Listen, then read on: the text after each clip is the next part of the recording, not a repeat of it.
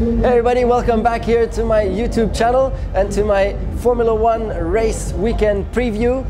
So, first of all, we're here in China and I'm at the Heineken event. I've dropped the green screen because you guys said it's better to do it just live like this. So we got rid of that. China is a very, very special place for me because in 2012, after 111 Formula 1 races, which was a hell of a long time, and really a period where I started to think probably I'll never win a race, finally I got the win done here. First pole here in China 2012, first win as well with Michael Schumacher as my teammate, so that was a very, very special time for me. So amazing memories here from this track. It was the first win for Mercedes as well in Formula 1 in 57 years. So the last one was in 1955 by Juan Manuel Fangio, and I was in the next one, which is a huge honor for myself as well. Yeah, and after that I also won in 2016, which was like my 6th race win in succession, so that was a great start to the season at the time, and really built the foundation to my World Championship, and therefore this plays really close to my heart. Love being here. If you're watching from China, then thank you so much for all the support in all these years. Then the next important thing is, it's the 1000th Formula 1 race. So this is like an epic milestone here for Formula 1. I'm a huge fan myself of the sport. I know almost every world champion all the way back to 1950. I know exactly which year they all won because I always read about all the books and I look at the old stuff on YouTube and everything. And so this is a big weekend here, and it's great that we're doing it in China. And for me now, I want to tell you my most epic top 3 races in those 1000 races of Formula 1. I'm going to go first of all for the overtake of the century, which was Mika Häkkinen against Michael Schumacher in Spa 2000. I was a big Mika Häkkinen fan, and so it was like amazing to watch that battle. I remember that when he did the overtake, I ran outside onto the parking lot of the place where we were staying, and my knees were like shaking. I was so excited about it, and so cheering for what was going on. So that was a big one.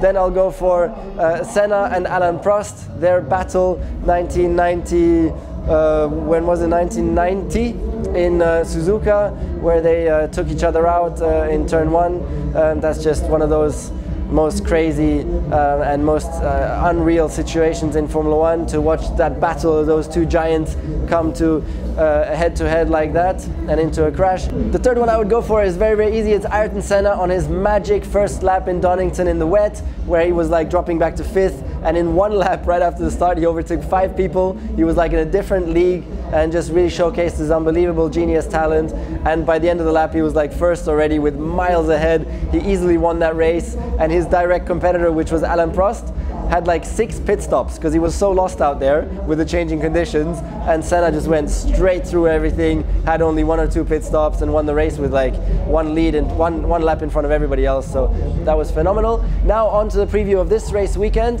So we've seen a quite exciting start to the season, with Mercedes dominating the first one, Ferrari dominating the second one, but then giving away the race win because they messed up, as we've seen so often, unfortunately. And therefore this weekend now, I looked at last year's times as well in free practice, because we've had free practice already now today here in China, and it's very, very similar picture as last year. So last year Mercedes was ahead as well in free practice, especially free practice 2, just like this year, where Valtteri Bottas slightly edged out Sebastian Vettel. But then in qualifying last year, Ferrari was 0.5 of a second ahead of Mercedes. And we've seen exactly the same trend in the first couple of races this year as last year. And therefore I'm going to predict that again in qualifying Ferrari is going to be in pole here this weekend, and I think they're going to dominate qualifying. And that would be exciting, I think, for the way the championship's panning out, because Mercedes is ahead on the points. So we want to see Ferrari now ramping it up and putting some pressure on them and taking a race win. I think that would be great. I'm sure you'd all agree, or most of you anyways. And so that's what I think is going to happen. Then we have an interesting scenario here with Mercedes bringing their front wing as well. And there's a regulation that when you look from the side, the end plate of the front wing has to cover up all the winglets that are coming off. And in fact, the new front wing from Mercedes doesn't do that, because you can see a bit of the winglets when looking beyond the end plate. So that's a big problem. No idea how they're going to solve that. I'm pretty sure that they're just going to have to go back to the old one, which is going to be a big setback for Mercedes, because that will definitely cost them a little bit of performance again. And it will also make it much more difficult, because all their learnings today was with that new front wing. So that's going to be a quite complicated one for the weekend. Then finally we got to touch on Lewis Hamilton. He's been so strong in the past of this track especially when I was his teammate as well. He was always like very, very difficult for me to beat him here. So all of you have been saying that Lewis needs to be my next guest on the podcast. I just officially invited him on Chinese TV personally to see if he would join my podcast. So he's very welcome, I just said. And yet in the last year, he was a bit nowhere on this weekend and also lost out to Valtteri massively in qualifying.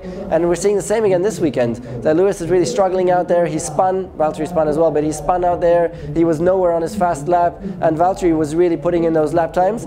So I predict there that Valtteri is going to be really, really strong this weekend and will be the fastest Mercedes in qualifying, and he's possibly the only one who could go for that pole position this time round for Mercedes, although as I say, I think it's going to be Ferrari. But it's going to be interesting to see how Lewis goes, because he can't afford to have this up and down at the beginning of the season. He needs to stay at the top, keep his momentum going that he had last year, but he seems to be a bit all over the place at the moment here this weekend, so let's see how that pans out. In terms of race pace, today Ferrari again looked very, very strong. They were really quick on both tires, so that seems to be the picture here at the moment on the weekend. So in general, everything's like sort of pointing towards Ferrari, which is good. That's what we want to see. We want to see some great action.